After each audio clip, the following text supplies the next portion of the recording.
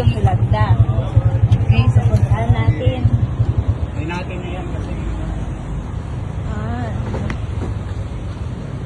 Ito yung barko na sumadsa during Bagyong Yolanda. Walang bayad po yan? Wala.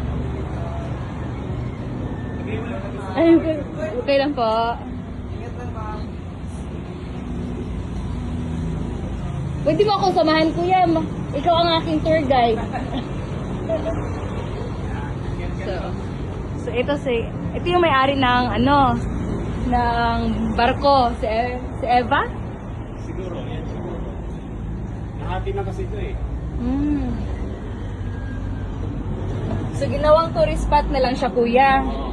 Baling ulo lang yung tinira. Ah, okay. Marami na daganan po na bahay dito.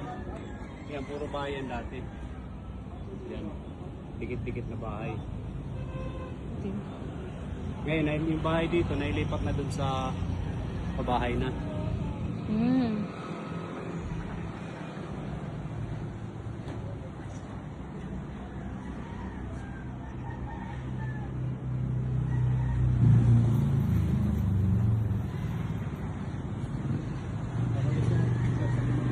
Opo, papapicture po talaga ako sa kuya.